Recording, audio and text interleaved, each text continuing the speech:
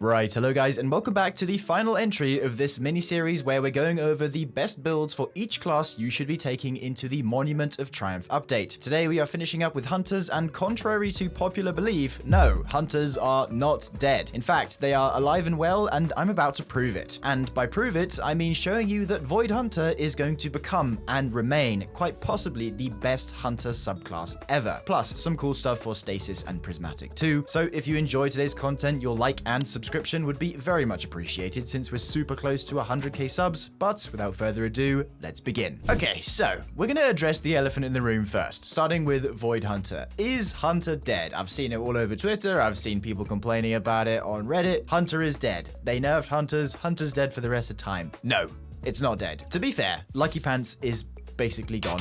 RIP Lucky Pants. It was very strong with Uncivil Discourse, and it has pretty much been put into the ground. Grapple melees were also nerfed, but come on, let's be real. Were you guys actually using grapple melees for DPS? Let's be real. I mean, I was, but like, not all the time, you know? Void Hunters, you got your Mobius Quiver damage bonus to crossbows reduced from 150% to 100%. By the way, that is still going to be really, really good, and we'll get to that. Void Hunter, or just Hunter in general, definitely not dead, guys, and I have receipts. All right? But we'll get there in just a moment. First of all, we're going to start with the first build, which is going to be Void Hunter. And like I said in the intro, I think Void Hunter is going to be one of the best subclasses in the entire game, period, just because of what it is getting and what it will still have access to post-update. So with this build, we are going to be on Void using Graviton Forfeit. Now, I don't know how much you guys have messed with this exotic in the recent patch. This was buffed in, I believe, Renegades. It has a totally new functionality now to what it did in the past. The perk reads, increases the duration of any invisibility effects. When you gain invisibility, your grenade, melee, and class abilities recharge faster. At maximum stacks, you gain a Void Overshield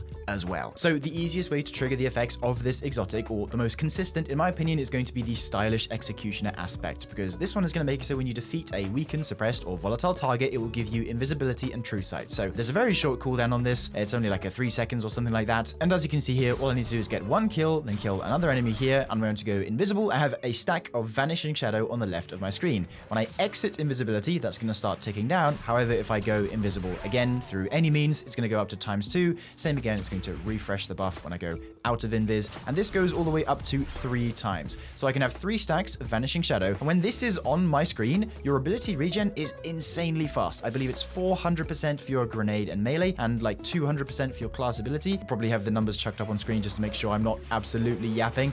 But now that I'm at the maximum 3 stacks of the buff, as you can see, I also got a Void Overshield, albeit a small bit of Void Overshield, but we're going to be able to improve how much we get substantially with the artifacts that we're going to have access to in the update as well. So at this point, I can just spam my abilities and just look how quickly they are charging, especially my dodge. As soon as I have this maximum stack of the buff, my abilities just come back incredibly quickly. And that's going to be very important for some changes that are happening to Void Hunter in this update, mainly the addition of a brand new melee ability, and secondly, a rework to the Trapper's Ambush aspect. This is our starting baseline, Graviton Forfeit, for good access to invisibility and fast cooldowns, which is what we're going to be using to spam our abilities a lot, plus it gives a little bit of extra overshield. So Graviton Forfeit. Heading into the subclass now, we are going to want to be using Mobius Quiver because it's going to be very good for DPS, even despite the nerfs that it's getting. Going to be going with Gambler's Dodge because this will give us part of our melee back when we dodge near enemies. Then for the melee, it is not going to be Snare Bomb. The only reason I have Snare Bomb on here is because there is currently no other option. But we are getting Phantom Surge. As some of you might have seen, we are getting a brand new Hunter melee ability. Think of it like a Void version of Lightning Surge for the Warlock. It's called Phantom Surge as well. You dash forwards, sheathing 2 spectral blades and slash at any enemies that are in front of you. And it has a couple unique effects as well. According to the description of the melee, you deal more damage to targets that are affected by Void debuffs. Now, we don't know how much that's going to be, but it's probably going to be anywhere between 20 and 50%, I'd be willing to bet, because there is another similar change happening to Trapper's Ambush, which we'll get to in a second. But the melee itself, it just looks so cool, man. Even like the sound design as well. I'll probably just play a quick snippet of the sound design.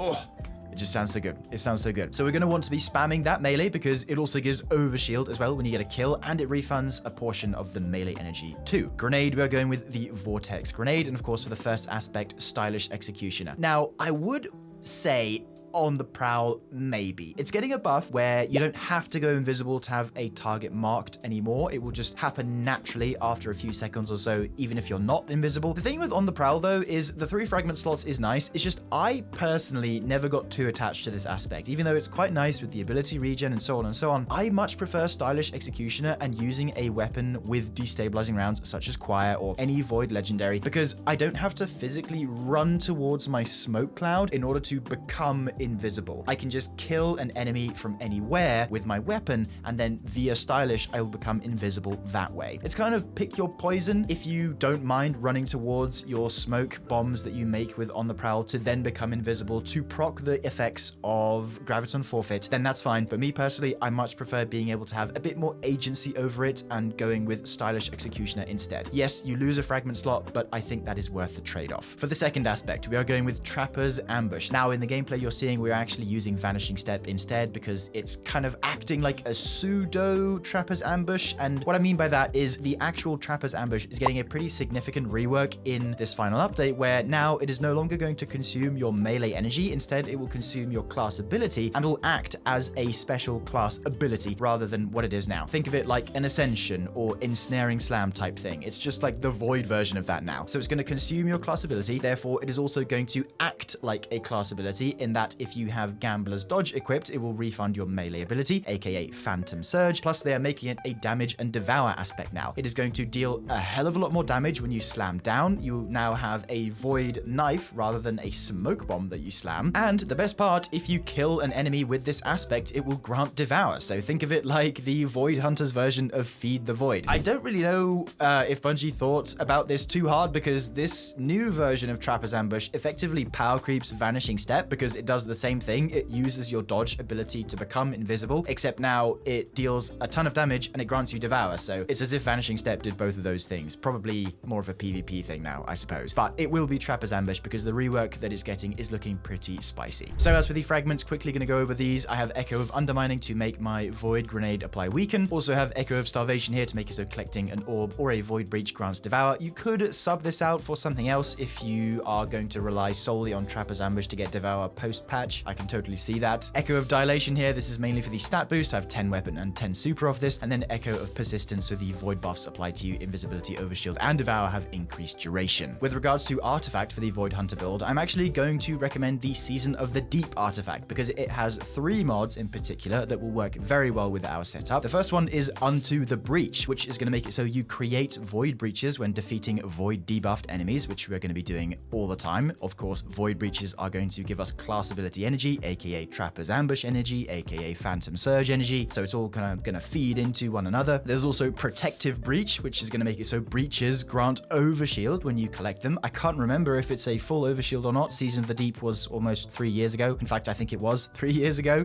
so it was a long time. Then finally, Supernova to make it so collecting breaches causes your next instance of Void damage to release a weakening burst. So very good for the Void kit, the Season of the Deep artifact. Weapons wise, I quite like running double special with this setup. I have a Choir of One with destabilizing rounds on here to activate Stylish Executioner whenever I'd like to. You could sub this for another Void primary such as the Reckless Oracle with destabilizing rounds as well if you'd like. Then I have a Rocket Pulse in the form of Mint Retrograde. Now for the stats, I have 150 weapons to maintain the double special playstyle. Have a good bit of class stats. I have 80 and then a class font on my class item, which is effectively going to put me up to 100 so I can get my dodge back the fastest, which in the update is going to be my Trapper's Ambush, remember that. Then I have 100 super, 70 grenade, and 50 melee, which I'm making up with a melee font to 70. In terms of the pieces that allowed me to get this distribution, my graviton forfeit is actually the collection roll, so just pull this if you'd like to. My gloves are Gunner with a tertiary stat in super. My chest piece is Specialist with a tertiary stat in grenade. Boots, Gunner with a tertiary stat in super. And then finally, Cloak is Paragon with a tertiary stat in weapons. Lastly, here are the mods for the build if you'd like to pause and take a screenshot, but the dim link is going to be in the description box below. Okay, so now we're going to continue addressing the allegations of whether Hunter is dead, and I'm going to show you that it's pretty much going to be fine just by demoing this rotation and doing a little bit of math. So, context. This is going to be the Void Hunter crossbow rotation with Mobius Quiver. I have a good shout here, perfectly rolled with Accelerated Assault, High Ground, and Envious Arsenal. I've got 200 weapon stat and Fortune's Favor stacking on top. I also have Surge emerges on the left of my screen, plus I'm going to activate high ground by standing on this little lip here. So here's what the rotation looks like. I'm going to go in with a Witherhoard, then I'm going to rotate between my crossbow and my trace rifle just to make sure that I get all of my ammo off. Slip up there, see if I can just correctly correct this. There we go. So there we go. That's around 8,800 DPS and around 100,000 total damage with the current crossbow with high ground activated. This goes to around 7,700 if you take high ground away. And keep in mind, this is also without radiant, so 8,800. And by the way, this rotation is getting it's getting its effectiveness reduced by 50%. So currently, the damage buff to crossbows is 150% once you have the meter maxed out with Mobius Quiver, but that is going down to 100%. So if we take 100 divided by 150, we get a 0.67x decrease in the effectiveness of this rotation. But Bungie, for some reason, are buffing the damage of heavy crossbows versus bosses by 10% in this Monument of Triumph update. So if we multiply that amount by 1.1, we are now at a 0.73x effectiveness from what we have now. So if I multiply that by 8,801, which we see on the screen, this DPS goes down to 6,450. By the way, that is still insane. That is really, really good. 6k DPS, albeit it is just in that initial 10 seconds of when you have your super active. That's still really, really good. And even without Mobius active, we are hitting 2,400, which, to be fair, that is going to be a fair bit worse once the update comes out. But the main draw of the Mobius rotation is that initial 10 seconds anyway, when you have your super active and are just buffing the hell out of your crossbow. So it's still going to be very good. Definitely not dead by any stretch. And I just wanted to show that to you guys in case you were curious about what's happening to your hunters. And by the way, I do have a full video about how to carry out this rotation most effectively on my channel, so you can check that out after this. Okay, next up for the second hunter build, I wanted to make a stasis hunter build. And the reason for that is we are getting a brand new stasis grenade, and also the hunter has an aspect which will synergize with it. We don't know what it will do yet, but it does. I am, of course, talking about the brand new shatter grenade that was shown off in some of the trailers, and we also have a little snippet of gameplay, and it actually looks really good. Think of it like a stasis impact grenade that was just going to deal a bunch of damage if it sticks to a target. Plus, if the target is already frozen,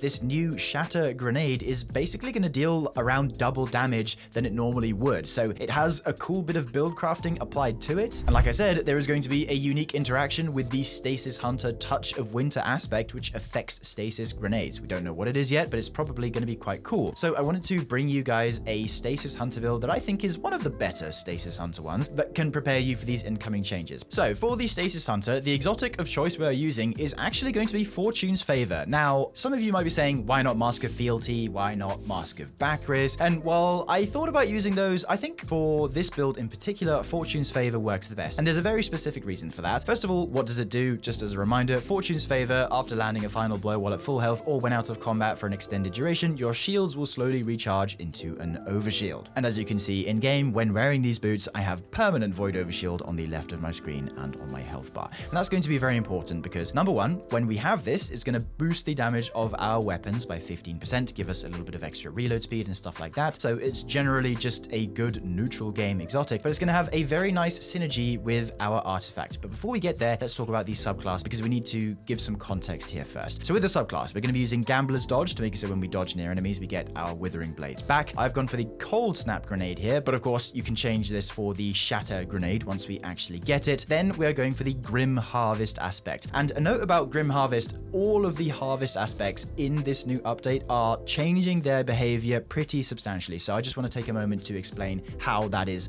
working. So currently, having the harvest aspects equipped is the only way that you can generate stasis shards on these classes. So as you can see here, on Hunter, all I need to do is get kills, or I believe it's frozen targets or whatever, but I just get stasis kills and I get these shards created. And when I pick them up, they give me some melee energy. They also give me frost armor. Now, what's changing is that you no longer are needing to have the harvest aspects, this applies to all stasis subclasses, equipped in order to create stasis shards. All stasis classes will create stasis shards or shatter shards as they refer to them in the blog without the need for this aspect equipped. But having the aspect equipped will give some benefits that you wouldn't get if you didn't. So we get the shards, normally, yes, but if you have the aspect equipped, you will get frost armor by collecting them like you do anyway while having them equipped now, but you also get a couple new effects. The first one being that on a hunter, if you take damage while you have frost armor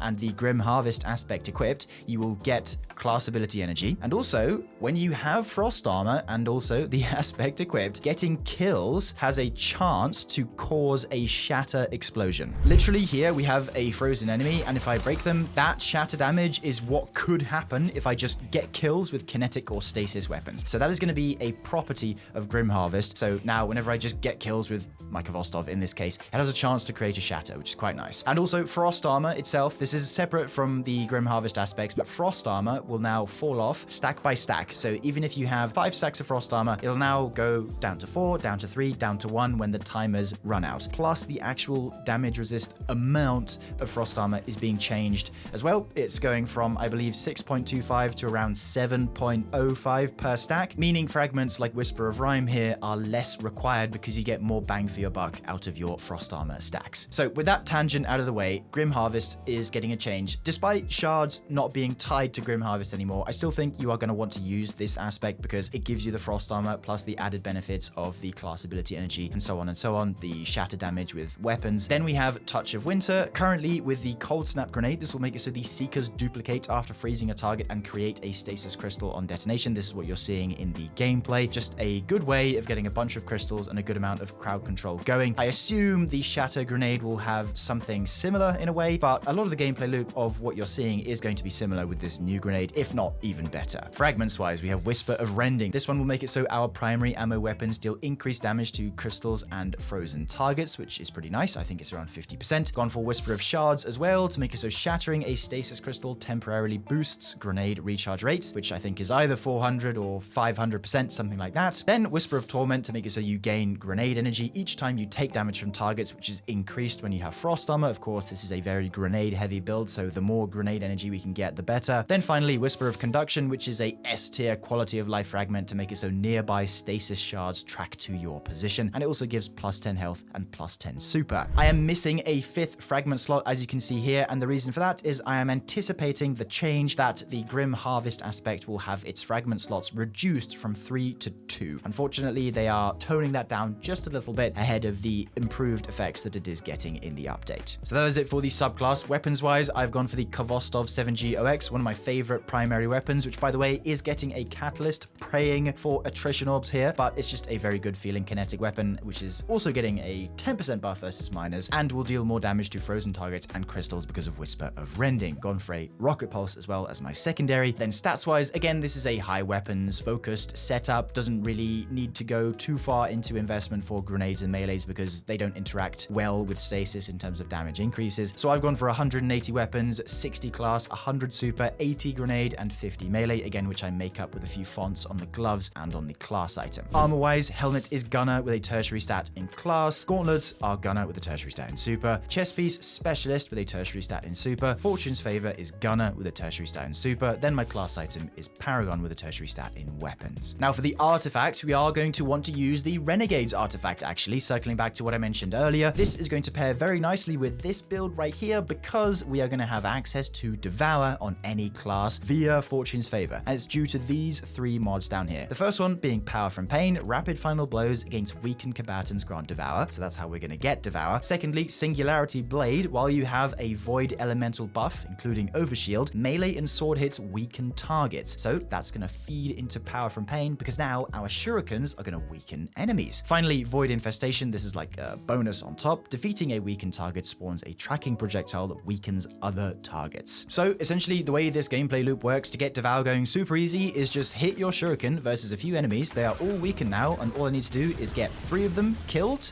and I have Devour on the left of my screen. So of course, with Devour, we're going to get increased or improved grenade energy from each kill that we get, which is pretty nice. And for a build that's focused around getting your grenades back quickly, it's very nice to have Devour. Plus we get a little bit of extra healing. So we're going to have Frost Armor on top of Devour, on top of Void Overshield, which is going to be very solid for a Stasis Hunter. Finally, the mods are on screen here. Again, if you'd like to pause and take a screenshot, but the dim link is going to be in the description box down below. Okay, so for the final build of today's video, I want to use a Prismatic Hunter, and this is actually taking it back to a build that I made made for the channel years ago, I think maybe 2 years ago at this point when Final Shape came out, and that was the Caliban Syntheseps Prismatic Hunter. And I want to revisit this build because there is a specific change happening to the Threaded Spike melee ability, which I believe will apply to Prismatic. Even if it doesn't, it's not a big deal because this build is still going to be strong without it, as evident by the gameplay that I'm showing you. But basically, the change is that they're making it so kills with Threaded Spike will give you Woven Mail, and that's it. It gives you more Woven Mail depending on how many kills you get with the Threaded Spike, but that's really good. I was not expecting a Threaded Spike / Prismatic Hunter buff in the final update of the game, but here we are, assuming it does apply to Prismatic Hunter, of course, but like I said, it doesn't really matter if it doesn't. And to pair with that, we have the Caliban Synthos class item, because we're going to get improved melee damage from Syntheseps, and every kill that we get is going to create an ignition via Spirit of Caliban, because it states powered melee final blows trigger an ignition. And I've also thought about what artifact to pair with this setup that's going to improve those ignitions even more and allow the melee to do even more work than it normally does. So getting into the subclass, we're going to start with Golden Gun Marksman. This is going to make it so whenever we collect an Orb of Power paired with Facet of Purpose, we will get Restoration, which is great for survivability, plus Golden Gun, excellent super. Going with Gambler's Dodge here to get our melee back if we ever don't manage to catch it after throwing it between a bunch of enemies. Threaded Spike, of course. Grapple Grenade here as well for movement. You could swap this for a different light grenade if you wanted, but to be honest, we are not actually going to be using our Transcendence ability that much because we lose the ability to deploy our Gunpowder Gamble, which is going to be one of our 2 aspects. Very, very solid aspect, especially with the buffs that it got in Renegade. Great for stunning unstops, clearing whole rooms of ads, dealing a ton of damage to champions, so on and so on. Gunpowder Gamble, you guys know this is amazing. Also gone for Ascension, one of the best aspects in the game, pressing your air move key to ascend into the air, making you amplified and jolting any targets near you. Absolutely amazing for survivability and also great for generating light energy, and kills with it count for Gunpowder Gamble as well. Fragments, we have Facet of Courage to give +10 grenade stat and improve the damage of our Golden Gun versus bosses if I simply just chuck the spike at them. Facet of Hope here to make Ascension come back faster whenever we have elemental buffs, which I believe is a 60% additional recharge speed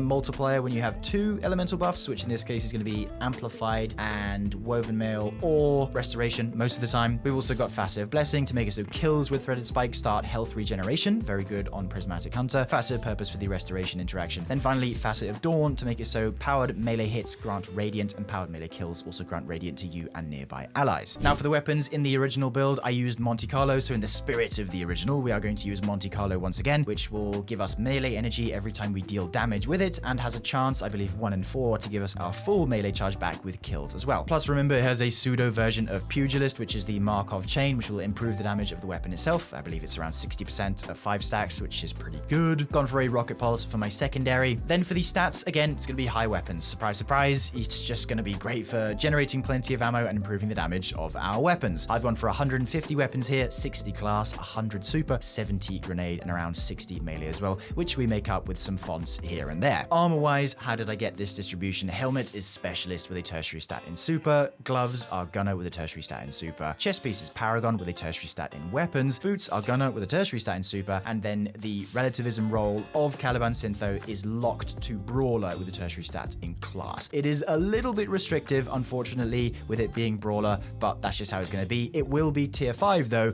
once the update releases, so the stats will be slightly better than they are now. Now for the artifact that we are choosing, we're actually going with the Echoes or the Final Shape artifact, because that is one of the ones we're getting back. And with Final Shape being the first time that we saw Prismatic, or that Prismatic was added to the game for the first time, a lot of the mods from that artifact are somewhat catered towards it and just multi-element in general. And the mods that I am looking at, the first one is going to be Solar Fulmination. This one is going to make it so the ignitions you cause create an additional explosion referred to as a fulmination that just does more damage. And I believe your ignitions are also in a wider radius too. So this is going to be great for not only our Gunpowder Gamble, but also the ignitions that we create with our Threaded Spike, which is pretty good. Then there's also Galvanic Armor, which will make it so when we have amplified, the previous version of this mod gave you a 30% damage resist. However, this was before they reworked Amplified to give you a 15% DR by default. In fact, I believe this was Bungie testing the waters of what they could do with Amplified before they made the changes. So I think this mod will either not come back, or it will come back in a weird way. It may just be like a 10% DR increase or something, but still worth taking if that is the case. Finally, there's also Shield Crush on there to make it so when we are amplified or radiant, our grenade grenade recharges faster and deals more damage, including gunpowder gamble. Then whenever we have woven mail, frost armor, or void overshield, we will get improved melee regeneration speed and damage instead. This build is just a lot of fun, as you can see from the gameplay in front of you. It really is just get near a group of enemies to activate Synthoceps, chuck the threaded spike out to deal a ton of damage, and then catch it and just repeat the entire loop again while triggering constant ignitions over and over again. Lastly, here are the mods for the Hunter on screen now if you want to pause and take a screenshot, but all of the builds are going to be in the description box down below. So that is going to do it for all of the builds that you should be taking into the Monument of Triumph update for every single class. Mini-series wrapped up. If you haven't already, definitely go and check out the ones for the Titan and Warlock as well if you'd like to copy those. But that is going to be it for today's video. I hope you enjoyed, guys, and I will see you in the June update on Tuesday. Take care now. Bye for now, dear viewer.